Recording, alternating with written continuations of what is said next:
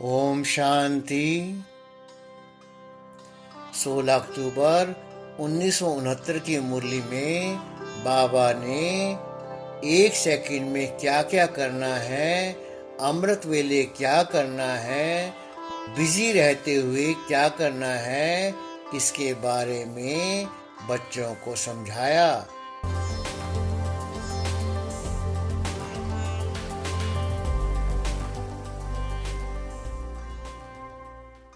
एक स्लोगन सदा याद रखना कि जो बाप दादा कहेंगे, जो कराएंगे, जैसे चलाएंगे वैसे ही करेंगे, चलेंगे, बोलेंगे, देखेंगे। यह है पांडव सेना का मुख्य स्लोगन। जो कहेंगे वे सोचेंगे और कुछ सोचना नहीं है। इन आँखों से और कुछ देखना नहीं है। आँखें भी दे दी ना, पूरे परवाने होना। परवाने को क्षमा बिगर और कुछ देखने में आता है क्या? आपकी आँखें और क्यों देखती? जब कुछ और देखते हैं तो धोखा देती है। अपने को धोखा ना दो।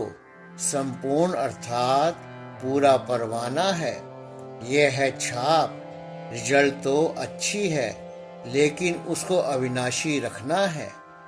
जब जैसे चाहे वैसी स्थिति बना सकें। यह मन को ड्रिल करानी है। यह जरूर प्रैक्टिस करो। 1 सेकंड में आवाज में, 1 सेकंड में फिर आवाज से परे, 1 सेकंड में सर्विस के संकल्प में आए और 1 सेकंड में संकल्प से परे स्वरूप में स्थित हो जाएं। इस ड्रिल की बहुत आवश्यकता है। ऐसे नहीं कि शारीरिक भान से निकल ही ना सके। 1 सेकंड में कार्य प्रति शारीरिक भान में आए, फिर 1 सेकंड में अशरीरी हो जाएं। जिसकी यह ड्रिल पक्की होगी वह सभी परिस्थितियों का सामना कर सकते हैं। जैसे शारीरिक ड्रिल सुबह को कराई जाती है, वैसे यह अव्यक्त ड्रिल भी अमृत वेले विशेष रूप से करना है। करना तो सारा दिन है, लेकिन विशेष प्रैक्टिस करने का समय अमृत वेले है। जब देखो बुद्धि बहुत बिजी है तो उसी समय यह प्रैक्टिस करो। परिस्थिति में होते हुए भी हम अपनी बुद्धि को न्यारा कर सकते हैं, लेकिन न्यारे तब हो सकेंगे जब जो भी कार्य करते हो वह न्यारी अवस्था में होकर करेंगे।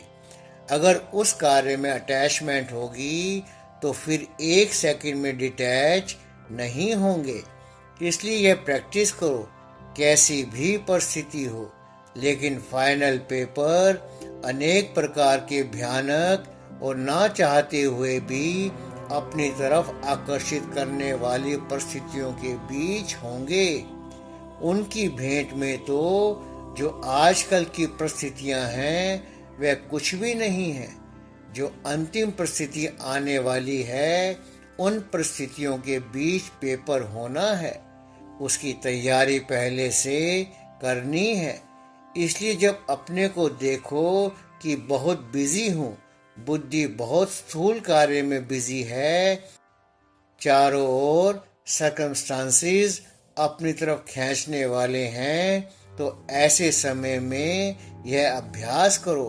तब मालूम पड़ेगा कहाँ तक हम ड्रिल कर सकते हैं। ये बात भी बहुत आवश्यक है। इसी ड्रिल में रहते रहेंगे तो सफलता को पाएंगे। एक एक सब्जेक्ट की नंबर होती है। मुख्य तो यही है। इसमें अगर अच्छे हैं तो नंबर आगे ले सकते हैं। अगर इस सब्जेक्ट में नंबर कम हैं तो फाइनल पेपर आगे नहीं आ सकते। इसलिए सुनाया था कि ज्ञानी तो आत्मा के साथ में स्नेही भी बनना है। जो स्नेही होता है वह स्नेह पाता है। जिससे ज्यादा स्नेह होता है तो कहते हैं यह तो सुदबुद्ध ही भूल जाते हैं। सुदबुद्ध का अर्थ ही है अपने स्वरूप की जो स्मृति रहती है वह भी भूल जाते हैं। बुद्धि की लगन भी इसके सिवाय कहाँ नहीं हो। ऐसे जो रहने वाले होते हैं उनको कहा जाता है स्नेही। अगर आपको यह वीडियो पसंद आया तो कृपया इसे लाइक, शेयर और सब्सक्राइब जरूर करें। ओम शांति।